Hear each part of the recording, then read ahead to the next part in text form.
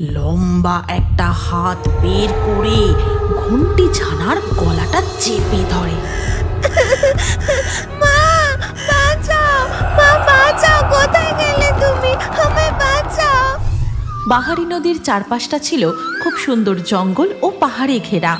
বাহারি নদী বহু দূর পথে এঁকে বেঁকে গিয়ে টুসি গ্রামের পাশ দিয়ে বয়ে চলে গেছে আরও অনেক দূর। সে ভারী মনোরম পরিবেশ।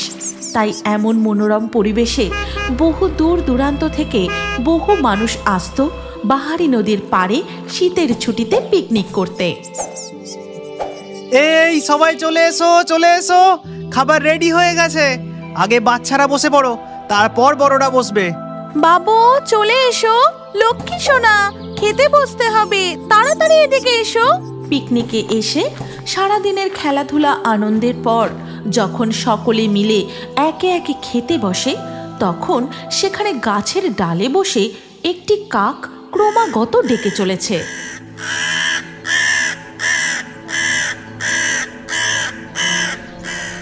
উফ, এই কাকটা তো কানের কাছে কা কা করে ডেকে আমার মাথাটা খারাপ করে দিল। দাঁড়াও বৌদি, তুমি তোমার ছেলেকে খাওয়াও, আমি কাকটাকে তাড়িয়ে দিচ্ছি। হেই হুস হুস, যা যা, হুস হুস।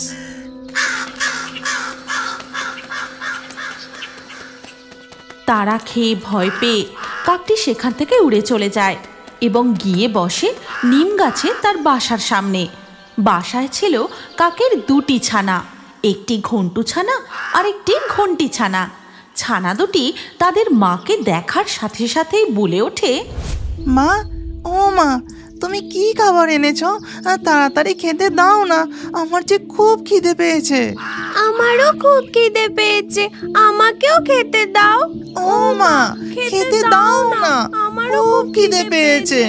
মা কাকটি তার ঘন্টু ছানা ও ঘন্টি ছানার কান্না শুনে আবার উড়ে যায় সেই পিকনিকের জায়গায় এবং একটি গাছের ডালে গিয়ে বসে।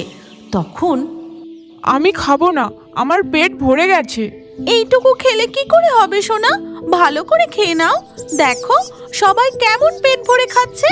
আর একটু পেট ভরে ভাত খাও সোনা। আচ্ছা ঠিক আছে, ভাত খেতে হবে না, চিকেনটুকু খেয়ে নাও। পাঁপড়টা খাও, আচ্ছা একটু চাটনি খাও।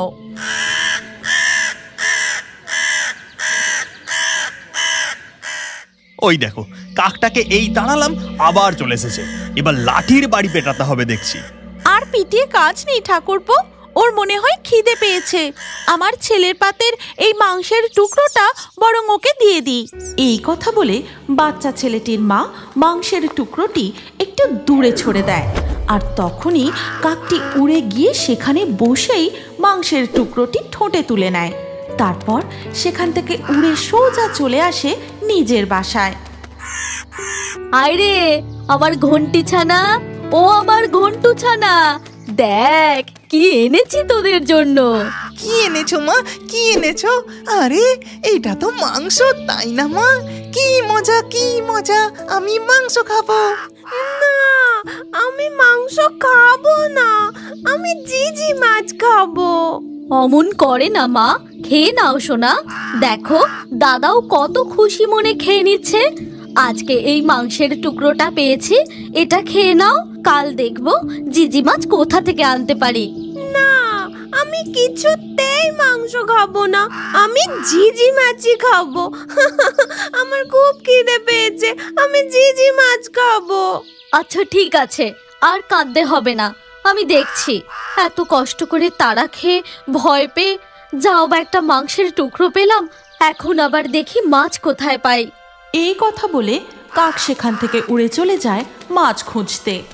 আর সেই নিম গাছের পাশেই ছিল এক মস্ত তাল গাছ। সেই তাল গাছে ছিল এক শাকচুন্নির বাসা।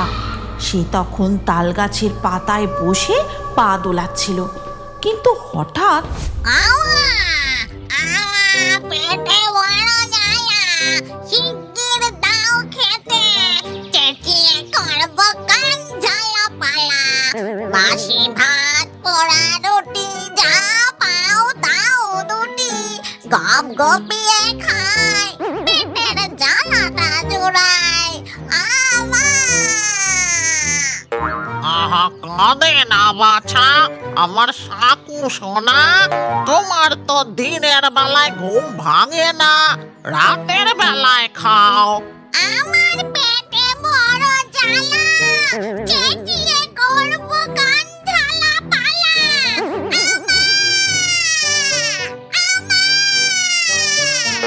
এদিকে যখন শাকচুন্নি তার সাকু সোনার খিদে নিয়ে ব্যস্ত, ওদিকে তখন কাক নদীর পাড়ে বসে বসে ভাবতে থাকে। এখন আমি জিজি মাছ কোথায় পাই? ঘন্টি ছানাটা এত দুষ্টু হয়েছে, যা বায়না করবে তাই এক্ষুনি এনে দিতে হবে। কিন্তু ওদের ছেড়ে এত দূরে এতক্ষণ থাকাটাও যে নিরাপদ নয়। কি হয়েছে কাক? তোমাকে এত চিন্তিত দেখাচ্ছে কেন? তোমার ঘন্টু ছানা ও ঘন্টি ছানা ভালো আছে তো? ও মাছরাঙা, ভালোই হয়েছে তুমি এসেছো। হ্যাঁ হ্যাঁ, ঘন্টু ঘন্টি ভালোই আছে, কিন্তু দেখো না, ঘন্টি ছানা জিজি মাছ খাবার ভীষণ বায়না করছে। কিন্তু আমি তো নদী থেকে মাছ ধরতে পারি না, তুমি কি আমাকে একটা মাছ ধরে দেবে? ও এই ব্যাপার, আমি এক্ষুনি তোমাকে একটা মাছ ধরে দিচ্ছি। এই কথা বলে মাছরাঙা ঝুপ করে নদীর জলে ঝাঁপ দিয়ে টুপ করে একটা মাছ তুলে নিয়ে এসে কাককে দেয়। তারপর সেই মাছটি ঠোঁটে নিয়ে কাক উড়তে থাকে।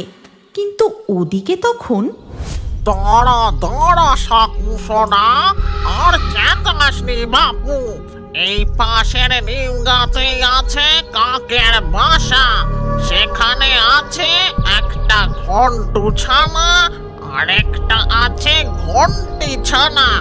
ঘন্টি ছানাটা ভারী নষ্ট, সে তার মায়ের কোনো কথা শোনে না।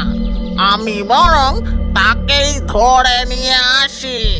তারপরেই সেই শাকচুন্নিটা তাল গাছ থেকে কাকের বাসার দিকে লম্বা একটা হাত বের করে ঘন্টি ছানার গলাটা চেপে ধরে। মা বাঁচাও, মা বাঁচাও, কোথায় গেলে তুমি? আমায় বাঁচাও। তখন শাকচুন্নি ঘন্টি ছানার গলা ধরেই নিম গাছের ডালে নেমে আসে। কেন এখন কেন মা বাঁচাবে? তুই কি মায়ের কোনো কথা শুনিস? কেবল বায়না করিস। যে মায়ের কোনো কথা শোনে না, মায়ের কষ্ট বোঝে না, আমি তাকেই আমার বাসায় ধরে নিয়ে যাই। শাকচুন্নি, আমার ঘন্টি বনুকে ছেড়ে দাও, ও আর দুষ্টুমি করবে না। মা মা বাঁচাও, বাঁচাও মা। ঠিক সেই সময় কাক মাছ নিয়ে তার বাসার কাছে পৌঁছায়। আর এমন ভয়ানক কাণ্ড দেখেই শাকচুন্নি, এ কি করছো? তুমি আমার ঘন্টি ছানার গলা চেপে ধরেছো কেন? তোর ঘন্টি ছানা খুব নষ্ট, আমি দেখেছি। ও তোর কোনো কথা শোনে না, কেবল বায়না করে। খেতে চায় না, সময় মতো ঘুমোতে চায় না। তাই ওকে আমি আমার বাসায় নিয়ে যাব। আমার সাকু সোনার খুব খিদে পেয়েছে। আমাকে ছেড়ে দাও শাকচুন্নি, আমি আর কোনোদিন দুষ্টুমি করব না। মায়ের সব কথা শুনবো, কোনো বায়না করব না। আমাকে ছেড়ে দাও। ঠিক আছে, মনে থাকে যেন আমি ওই তাল গাছেই থাকি। সব কিছু দেখতে পাই, সব কিছু শুনতে পাই। যেই আবার দুষ্টুমি করতে দেখবো, অমনি লম্বা হাত বের করে তুলে নিয়ে যাব কিন্তু। এরপর শাকচুন্নি তার তাল গাছে ফিরে যায়। ওই কাকের ছানা, খাবো আমি তাদের মুড়মুড়ে ডানা। বাচ্চা ছানার গায়ে নেই মাংস, আমি তোর জন্য এনে দেব রান্না করা মাংস। তারপর শাকচুন্নি ওই পিকনিকের মাঠের দিকে চলে যায় খাবার খুঁজতে, এবং এরপর থেকে ঘন্টি ছানা আর কোনো দিনও তার মায়ের কথার অবাধ্য হতো না। আচ্ছা।